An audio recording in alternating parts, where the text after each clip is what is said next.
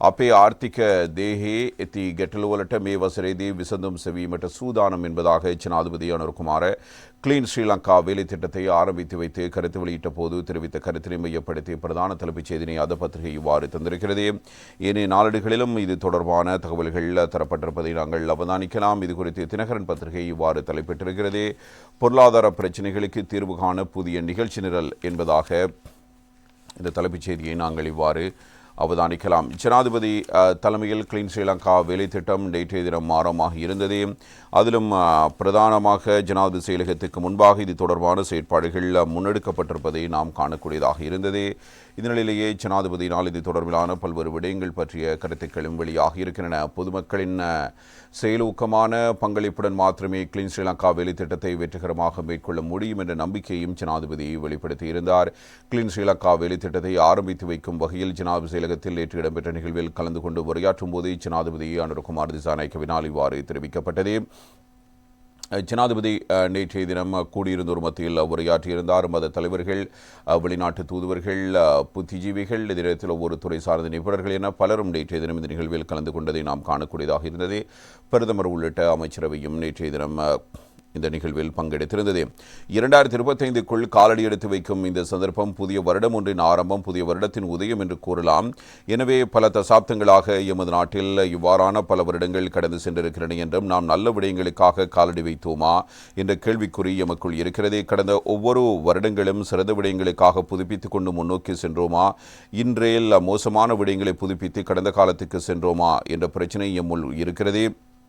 அதனால் இந்த புத்தாண்டுடன் எமது நாட்டை புதிய மாற்றத்துக்கு உட்படுத்தும் நிரந்தரமான நோக்கம் எமக்கு இருக்கிறது. அதற்கான கடமையும் பொறுப்பும் எம்மை சார்ந்திருக்கிறது. நானும் எனது அமைச்சர்களும் பிரதி அமைச்சர்களும் அனைத்து அரசியல் தரப்புகளும் இதற்கான அர்ப்பணிப்பினை செய்வோம் என்பதாக ஜனாதிபதி குறிப்பிட்டிருக்கிறார். எமது நாட்டின் முன்னாள் ஜனாதிபதிகள் அரசியலமைப்பை மீறியிருப்பதாக பல சந்தர்ப்பங்களில் உயர்நீதிமன்றத்தில் தீர்ப்பு வழங்கப்பட்டிருக்கிறது. நாட்டின் முதல் பிரஜை சட்டத்தின் ஆதிக்கத்தை சிதைக்கும் நாட்டில் சட்ட ஒழுங்கு பற்றி என்ன பேசுவது என்பதை கேட்கிறேன். எனவே நாம் சட்டத்தின் ஆட்சியை உறுதிப்படுத்த பாரிய முயற்சிகளை மேற்கொள்கிறோம். அதேபோல எமது நாட்டின் அரசு கட்டமைப்பு, அரசியல் கட்டமைப்பு மற்றும் முழு சமூகத்துக்குள்ளும் ஊழல், மோசடி, வீண்வரியம் என்பன எமது முழு நாட்டுக்குள்ளும் புற்றுநோயை போல பரவி இருக்கின்றன. ஊழல் மோசடியை நிறுத்த நாம் பாரிய முயற்சிகளை எடுக்க வேண்டியுள்ளது. அதற்குள் எமது நாட்டின் சட்டமாதிபர் திணைக்களத்துக்கு பெரும் பணி இருக்கிறது. அதற்கான பணியை ஆற்றுவதற்கு தேவையான ஒத்துழைப்பை சட்டமாதிபர் திணைக்களம் வழங்கும் என நம்புகிறேன். எனவே எதிர்வரும் வரவு செலவு திட்டத்தை எமது நாட்டில் வறுமை ஒழிப்பை நோக்கமாக கொண்ட திசையை நோக்கி நகர்த்தும் ஒரு பொருளாதார வேலை திட்டத்தின் ஆரம்பமாகுவதற்கு நாங்கள் தயாராகி இருக்கிறோம். எமது இரண்டாவது இலக்கு இந்த நாட்டை டிஜிட்டல் மயமாக்குவதாகும். செயற்திறனற்ற வீண்வரியத்தை குறைத்தல் மற்றும் ஊழல் மோசடியை மட்டுப்படுத்தும் பிரஜைகளுக்கு மிக இலகுவாக அரசாங்கத்துடன் இருக்கின்ற தொடர்பை தொடர்ச்சியாக பேணிக்கொள்ளவும் தேவையான அடித்தளத்தை டிஜிட்டல் மயமாக்கல் உருவாக்கும்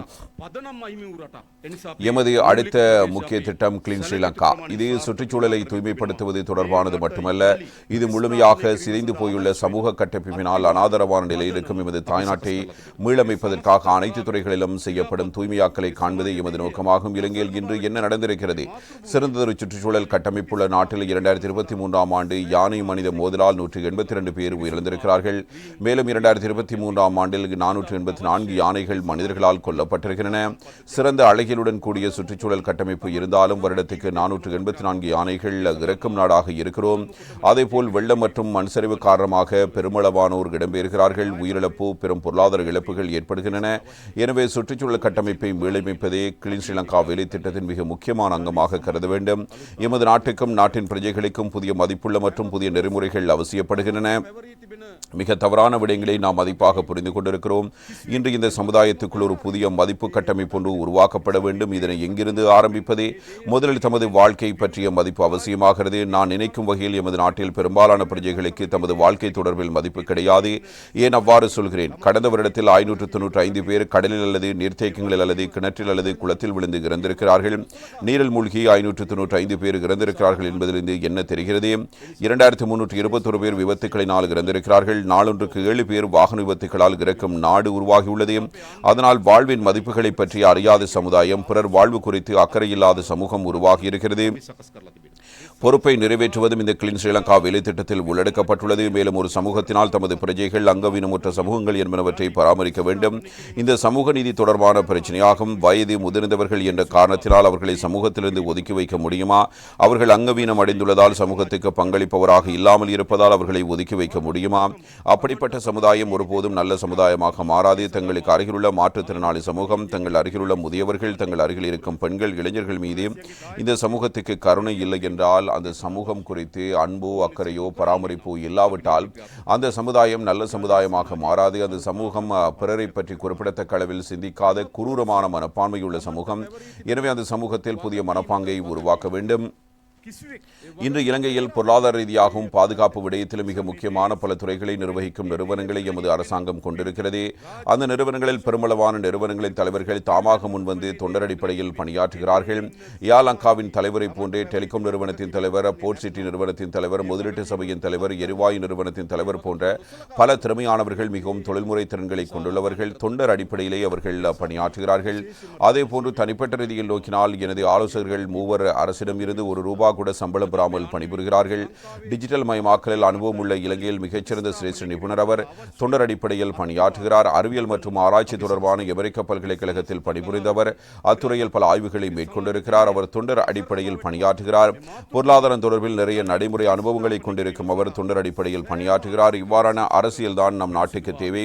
இந்த நாட்டை கட்டியெழுப்ப இது போன்ற புதிய அனுபவங்களை கொண்ட மாற்றம் வேண்டும். சம்பளம் பெறாமல் 1 மணி நேரம் யாரும் வேலை செய்ய மாட்டார்கள் என்ற நிலையில் இந்த புதிய அனுபவம் காணப்படுகிறது. ஆனால் அவர்கள் தங்கள் அறிவையும் நேரத்தையும் உழைப்பையும் உயர்த்த தொழில்களையும் விட்டுவிட்டு தொண்டர் அடிப்படையில் பணியாற்ற தொடங்கி இருக்கிறார்கள். ஒரு சிறந்த முன்மாதிரி நம் நாட்டுக்கு கொண்டு வரப்பட்டுள்ளது. நாம் எழுச்சி பெறுவதற்கு ஒரு வாய்ப்பு கிடைத்துள்ளது என்பதை உங்களுக்கு சொல்கிறேன். இதனை கடைசி சந்தர்ப்பம் என்று நான் ஒருபோதும் கூற மாட்டேன். மக்களுக்கு கடைசி சந்தர்ப்பம் என்று சந்தர்ப்பம் கிடையாது. வாய்ப்புகள் உள்ளன. ஒரு தேசமாக, ஒரு நாடாக எழுந்து நிற்பதற்கு வாய்ப்பு இன்று கிடைத்துள்ளதாக நாம் நினைக்கிறோம். எமது நாட்டின் பிரஜைகளிடம் நான் கேட்பது என்னவென்றால், இந்த வாய்ப்பை தவறவிடப் போகிறீர்களா? இந்த வாய்ப்பை உறுதியாக புரிந்து கொண்டு நம் நாட்டை முன்னேற்றத்துக்காக தங்கள் பங்கை ஆற்ற தயாரா என்ற கேள்வியை உங்களிடம் கேட்கிறேன். இதுவரும் இது ஒரு நாட்டின் அரசின் பொறுப்பு மட்டும்தானா? இது வரும் அரசியல் நிகழ்ச்சி நிரலா? இல்லை, இது ஒரு கூட்டு முயற்சி. உலகில் பல்வேறு நாடுகள் வெவ்வேறு சந்தர்ப்பங்களில் சவால்களை எதிர்கொண்டிருக்கின்றன. அதன் தொடக்கத்திலிருந்தே சவால்கள் இல்லாமல் பயணித்த எந்த ஒரு நாட்டையும் உலகில் கண்டுகொள்ள முடியும் என்று நான் நினைக்கவில்லை. உலகில் உள்ள ஒவ்வொரு நாடும் வெவ்வேறு சந்தர்ப்பங்களில் சவால்களை எதிர்கொண்டிருக்கின்றன. அந்நாட்டின் அரசியல் அதிகாரம், அரசு இயந்திரம் மற்றும் பொதுமக்கள் கூட்டாக எழுந்து அந்த சவால்களை சமாளித்து வெற்றி பெற்றிருக்கிறார்கள்.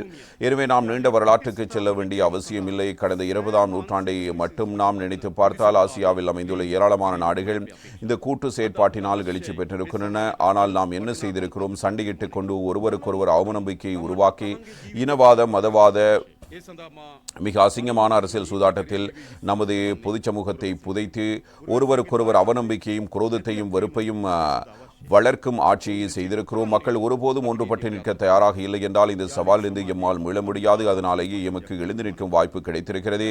அனைத்து பிரச்சனைகளையும் முடிவுக்கு கொண்டு வர நாம் தயாராக இருக்கிறோம். நாம் ஒன்றாக இலங்கையில் பிறந்தவர்கள் என்ற வகையில் இந்த நாட்டை கட்டியெழுப்ப நாம் ஒன்றிணைய தயாராக இருக்கிறோம். எனவே இந்த கிளீன் ஸ்ரீலங்கா வேலை திட்டத்தை பொதுமக்களின் செயலூக்கமான பங்களிப்புடன் மட்டுமே வெற்றி கொள்ள முடியும். இல்லையெனில் அரசாங்கம் இயற்றும் சட்டங்களால் மற்றும் அரசால் நியமிக்கப்படும் அதிகாரிகளால் மாத்திரம் இதனை முழுமைப்படுத்த முடியாது. இதற்காக அரசாங்க பொறிமுறை தேவை. அதற்காக 18 பேர் கொண்ட ஜனாதிபதி செயலணி ஏற்கனவே நியமிக்கப்பட்டிருக்கிறது. அனைவரும் தொண்டர் அடிப்படையில் பணியாற்றுகிறார்கள் என்பதை நான் உங்களுக்கு சொல்ல விரும்புகிறேன். மேலும் இந்த நோக்கத்துக்காக கிளீன் ஸ்ரீலங்கா செயலகத்தை உருவாக்க எதிர்பார்க்கிறோம். மேலும் கிராமம் வரை மக்களை ஒன்று திரட்டுவதற்காக கிளீன் ஸ்ரீலங்கா சபைகளை உருவாக்க எதிர்பார்க்கிறோம். இந்த திட்டம் எப்போது முடிவடையும்? இது நிறைவடையும் திட்டம் அல்ல. இது மீண்டும் மீண்டும் புதுப்பிக்கப்படும். உலகின் புதிய நிலைமைகளுக்கு ஏற்ப மீண்டும் மீண்டும் தன்மை மாற்றிக்கொண்டு அரசை மாற்றியமைக்கும் ஒரு வேலை திட்டம். இது ஓரிரு வருட திட்டம் அல்ல. உலகம் வேகமாக மாறி வருகிறது. உலகம் பாரிய சாதனைகளை அடைந்து வருகிறது. சமூக மனப்பாங்குகள், புதிய பெறுமதிகள் மற்றும் புதிய மதிப்பு கட்டமைப்புகள் தொடர்ந்து வளர்ந்து வருகின்றன. அந்த விடயங்களை எல்லாம் உள்வாங்கிய புதிய இலங்கை தேசம் இந்த நாட்டில் கட்டியெழுப்பப்படுகிறது. குறிப்பாக இந்த முயற்சிக்காக தனியான நிதியம் ஒன்றை நிறுவுகிறோம். இந்த நாட்டு குடிமக்கள் அந்த நிதியத்திற்கு பங்களிக்கலாம். நிதியமைச்சினால் மேற்பார்வை குழு ஒன்று நியமிக்கப்பட்டிருக்கிறது. எனவே இப்பணி நாம் கூட்டு முயற்சியுடன் வெற்றி கொள்ள வேண்டிய பணியாகும். அதற்காக அனைவரையும் ஒன்றிணையுமாறு அழைப்பு விடுக்கிறேன். இவற்றை சிறப்பாக நிறைவேற்ற முடியும். இந்த வருடம் இனிய வருடமாக அமைய வாழ்த்துகிறேன் என்றும் ஜனாதிபதி இவ்வாறு குறிப்பிட்டார். கிளீன் ஸ்ரீலங்கா திட்டத்துக்காக இதன் போது நன்கொடையாளர்கள் நிதி அன்பளிப்பு செய்திருந்தார்கள். மகா சங்கத்தினர், மதுக்குருமார்கள், அமைச்சர்கள், தூதுவர்கள், விளையாட்டு வீரர்கள் மற்றும் பல்வேறு துறைசார் பிரதிகள் மற்றும் அரசு அதிகாரிகள் ஆகியோரும் இந்த நிகழ்வில் கலந்து கொண்டதை நாம் அவதானிக்கக்கூடியதாக இருந்தது. எனவே புத்தாண்டில் ஒரு புதிய முன்னெடுப்பு, எனவே வரவேற்கத்தக்க ஒரு முன்னெடுப்பினை ஜனாதிபதி இவ்வாறு தொடங்கியிருக்கிறார். அனைத்து துறைகளிலும் மாற்றம் வர வேண்டும் என்பதாக ஜனாதிபதியினுடைய கருத்தினூடாக இந்த தகவல்கள் இவ்வாறே வெளிப்படுத்தப்பட்டிருக்கின்றன. எனவே அந்த விடயத்தை வரவேற்றதோடு சேர்த்து இன்னும் ஒரு தகவல் குறித்து நாங்கள் அவதானத்தினை செலுத்தலாம். இந்த தகவல் இவ்வாறு வெளியாகி இருக்கிறது.